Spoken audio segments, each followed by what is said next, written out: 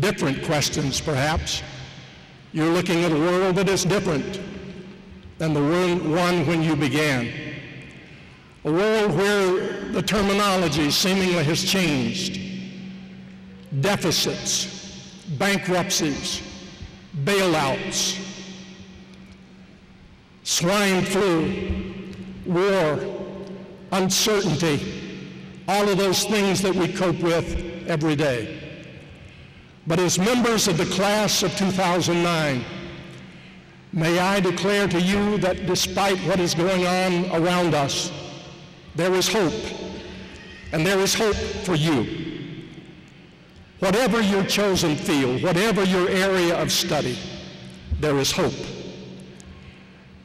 I would submit to you that those who have hope have some things in common. Whether you have been involved in a 2-year study program that is intended to move you on to complete a 4-year degree, or whether you have been studying welding or have earned certification as an electrician, or you're in culinary arts, no matter what your field, you would find a common thread that is woven throughout the fabric of those who have hope. They are people who have put things in proper perspective. We hear so much about the difficulties that our society faces economically, and indeed, they are challenging times.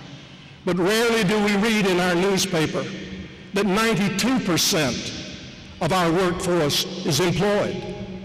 Rarely do we hear that 89% of our people who have mortgages are paying them on time. Rarely do we hear that 1/3 of Americans no longer have a mortgage. They have paid for their homes. Those are things that we need to keep in perspective.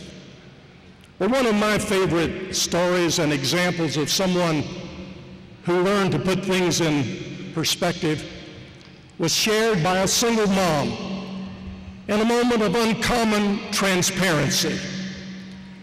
She told her story like this. She said, "I'm a single mom with a son who is, as I recall, 13 years old.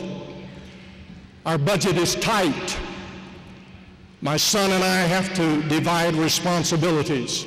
And so there are times when I give him an assignment, something that he is to do before I get home from work. And one day I was planning for our evening meal a menu that involved rice, and I wanted the rice already cooked when I got home.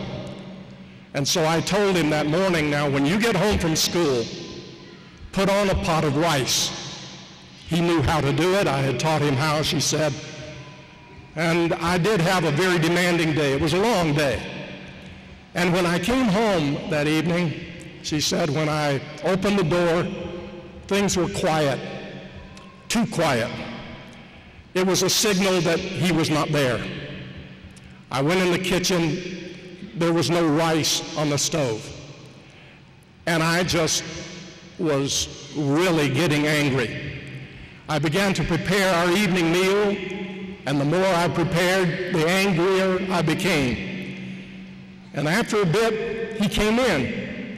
He came in happy and singing and totally oblivious to what was going on. And so when he came into the kitchen, I just let him have it. I unleashed my fury. I told him how undependable he was, how I had been counting on him to do this, and how he had let me down. I just went up one side and down the other, and he very meekly listened to what I said.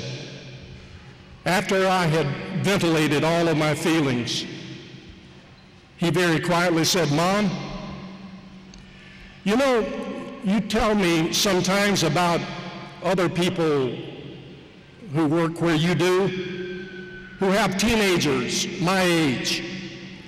You've mentioned to me that some of these teenagers have already begun to experiment with drugs, and some of them are regular users of alcohol. Some of them are becoming promiscuous.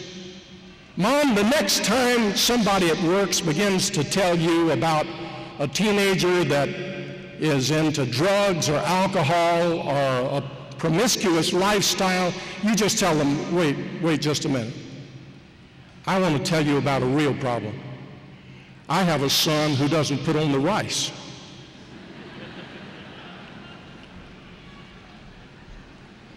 Several years ago, we had the very, very special privilege in Springfield to have what many consider to be the most renowned violinist in the world, a gentleman by the name of Ozarks Perlman, come to be guest artist with the Springfield Symphony.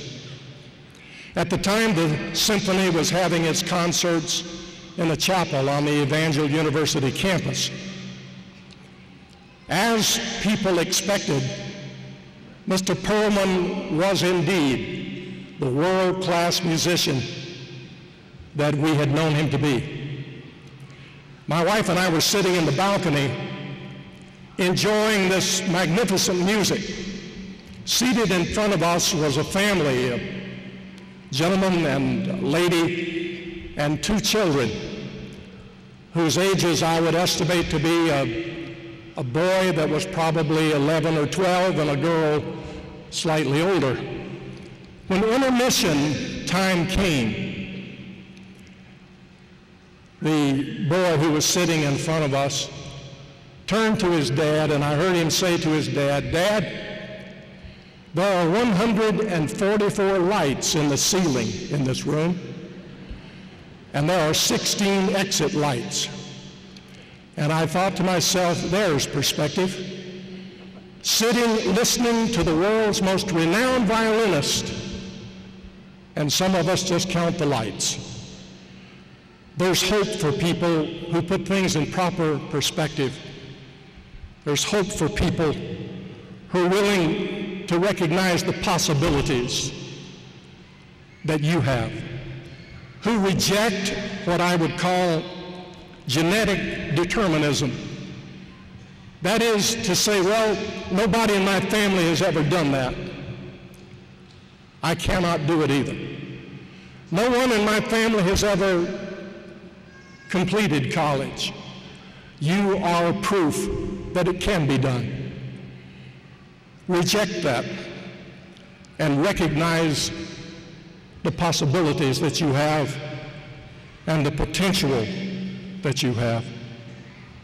Some time ago, there was a reporter who was wanting to write a story about the way youngsters look at things as opposed to adults. He himself had a daughter who was in the 3rd grade, and so he secured permission from his daughter's teacher to pass out a little survey among the 20 students in her class. One of the questions on that survey was, name the 3 greatest people in the world. The results that those 3rd graders gave on that survey amused the reporter. There were some 3rd graders who included in their list of the 3 most important people in the world the President of the United States. Actually, there were more that identified a Saturday morning cartoon figure. But the thing that really caught his attention was that out of the 20 students who answered that question, 8 of them listed as the #1 most important person in the world themselves. They saw some possibilities. Perhaps you're not quite as egocentric as that, but it is imperative that you recognize possibilities and potential. Springfield can be a better place in which to live because of your contributions.